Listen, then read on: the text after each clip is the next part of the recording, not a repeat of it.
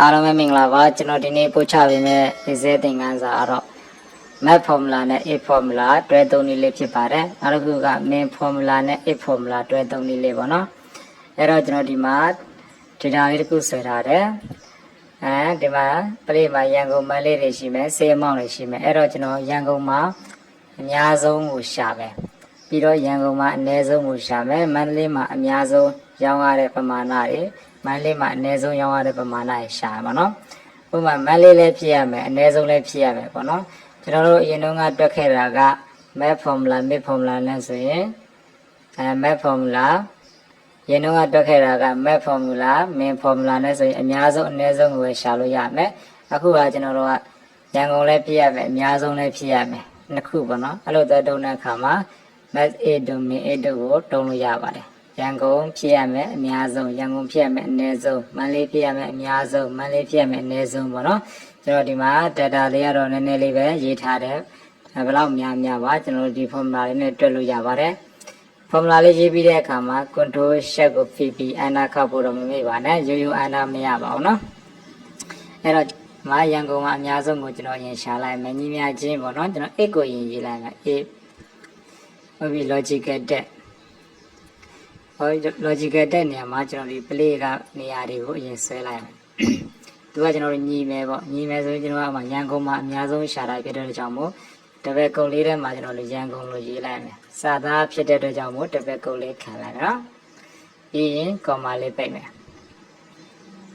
အတိုင်းလေးရေးမယ်ကျွန်တော် value true ရောက်ပြီ value true မှာကျွန်တော်ဒီ same amount တွေကိုထည့်မယ်ဟုတ်ပြီအဲ့တော့ကျွန်တော် green တစ်ခုကိုပိတ်လိုက်မယ်ပိတ်ပြီးကျွန်တော်ဒီထုံးစံအတိုင်းပဲရှေ့မှာကျွန်တော်တို့ max ပါလေးထည့်မယ်နော်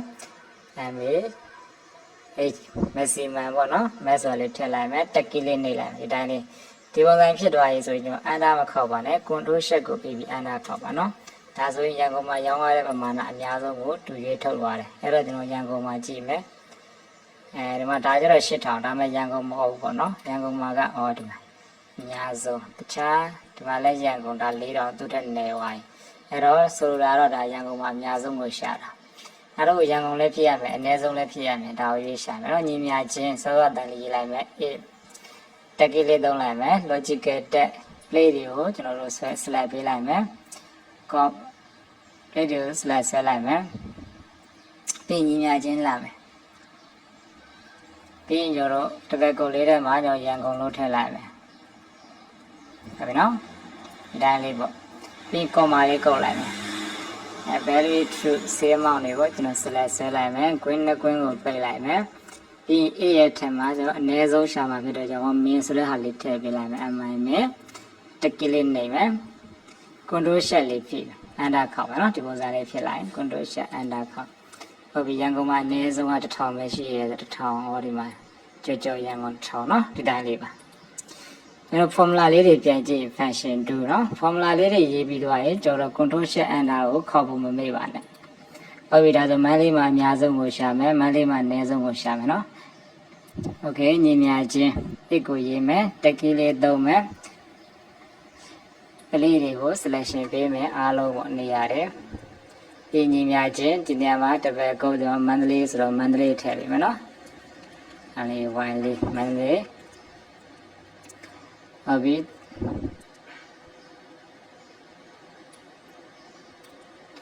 ကွင်းပိတ်မယ်ရှေ့မှာမက်လေးထည့်လိုက်မယ် control shift enter ခေါက်မယ်နော်8000အများဆုံးပေါ့နော်မန္တလေးမှာမန္တလေးအဲဒီမှာမန္တလေးပါနော်မြင်း8000ဒါအများဆုံးပေါ့အားလုံးကမန္တလေးမှာအနည်းဆုံးရှာမယ်ညီမချင်းတက်ကလေးတော့မဲ့တွေ့ရင်အဲ့ဒီအားလုံးကို selection ဆွဲမယ်ညီမယ်သူကဘာနဲ့ညီပါလဲမန္တလေးဟုတ်ပြီနော် comma လေးခံမယ် same amount တွေကိုဆွဲမယ်